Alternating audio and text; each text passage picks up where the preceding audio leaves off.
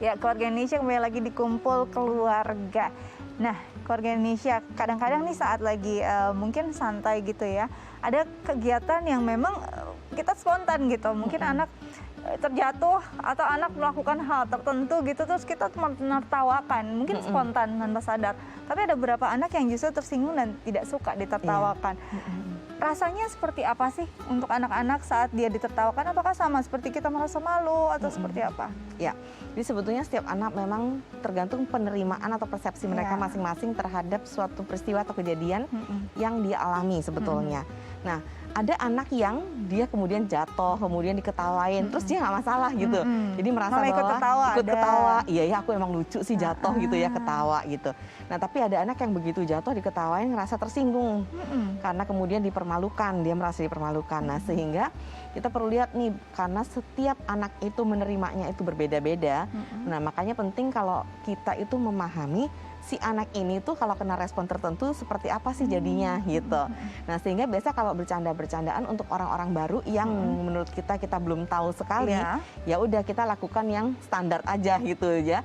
Karena kita kan nggak mau ambil resiko gitu, jangan sampai kemudian akhirnya apa yang kita bercandakan itu membuat dia tersinggung. Jadi sesuaikan yang standar aja, kecuali kalau anak tersebut atau orang tersebut memang sudah dekat sama kita dan kita tahu pasti bahwa oh ini anak sih easy going banget kok, kalau diketawain atau apa dia nggak masalah gitu kan. Nah itu kita ya nggak masalah lah melakukan itu sekali-sekali asal nggak keterlaluan sekali gitu ya.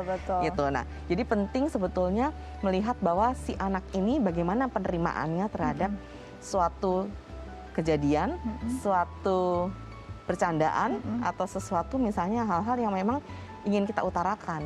Oke, jadi kita benar-benar harus memahami setiap anak tuh karena unik gitu ya Anti ya. Seperti misalnya anakku sendiri, kadang-kadang celotehnya aja tuh bikin kita mau ketawa gitu, namanya anak-anak kan, ada gesturnya tertentu. Nah, untuk anakku sendiri nih, ini dia sering sekali untuk mengutarakan, Mami kok ketawain aku sih, aku nggak suka deh, jangan lagi ya gitu. Nah, ini mungkin bisa dia utarakan. Ada beberapa anak yang akhirnya cuma diam atau menangis. Nah, ini untuk bisa membuat apa ya, anak ini lebih ekspresif terhadap perasaan dia, apalagi mungkin candaannya tidak datang dari orang tua gitu, dari orang lain. Gimana ya nanti pendekatannya yang bisa orang tua lakukan? Iya, jadi kita harus lihat dua hal nih. Apakah memang secara umum anak kita ini memang punya sensitivitas yang tinggi dan kemudian pada semua peristiwa, semua orang dia emang sensi. Nah kalau menurut kita itu sensitivitas dia memang tinggi sehingga perlu emang kita benahin. Karena kan kalau terlalu sensi juga kan nggak bagus juga buat diri dia sendiri. Jadi perlu kita benahin, misalnya contohnya kita bilang bahwa nah orang tuh kadang maksudnya bercanda gitu. Jadi kamu nggak usah masukin ke hati. Mungkin pada saat kamu tersinggung, ya udah kamu jawab aja supaya nanti bawaannya tuh juga enak. Misalnya contohnya kalau misalnya kamu dikatain, misalnya kok kakinya panjang sebelah misalnya kayak gitu kan, terus kita bilang kan nggak masalah, kan lucu gitu kan. Kan kalau misalnya kaki panjang sebelah itu pokoknya dibercandain. Jadi balas candaan orang tuh dengan bercanda kembali misalnya seperti itu. Easy going lah. Nah kita pelajarkan itu kepada anak supaya apa?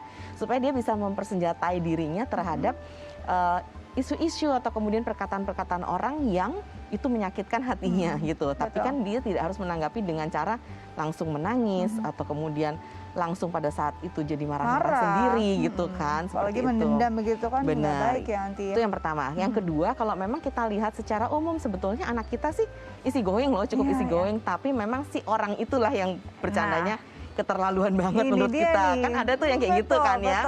Nah di semua situasi, di semua suasana si orang ini kayaknya emang orangnya tipenya yang suka ngejatuhin orang nih. Dan anak kita kalau dikatain sama dia pasti akan sakit hati karena sudah terlalu banyak nih gitu kan ya. Nah sehingga kita perlu bilang sama dia, kamu nggak harus kok tetap ada stay di situ. Kalau kamu nggak suka kamu boleh menyingkir misalnya seperti itu kan. Terus kita juga tahu bahwa memang orangnya, setiap orang memang punya tipe yang berbeda-beda. Kadang ada orang yang dia tidak tahu atau tidak punya tidak bisa berempati sehingga dia nggak tahu akibat ucapannya itu akan melukai hati orang lain. So kita bisa kasih tahu bahwa itu adalah problem dia, itu adalah dia yang bermasalah gitu kan, bukan kamunya.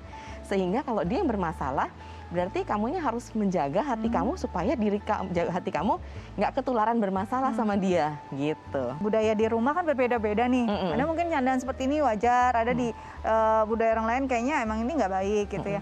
Nah akhirnya justru karena dia mungkin dia sih nggak sensitif, tapi kayaknya ini bukan bercandaan yang wajar deh gitu ya. Akhirnya dikatain lah, nggak punya selera humor. Itu sering juga tuh nanti saat di kehidupan di dewasa gitu jadi kayak beda gitu. Standar selera humornya. Sebenarnya kalau secara psikologi selera humor itu terbentuknya dari apa sih Anti? Iya, selera humor terbentuk dari kebiasaan-kebiasaan, terus kemudian juga sosial budaya yang ada di sekitar orang tersebut gitu ya. Nah sehingga kalau kita lihat dari segi perkembangan atau usia itu juga ada tingkatan bercandaan. Contohnya tadi yang saya sempat bilang di awal, di bawah 2 tahun dia hanya murni meniru kalau orang tuanya dia ketawa pada saat pakai topi kekecilan, dia ketawa, maka si anak ini akan ketawa gitu. Jadi apa yang dia lihat.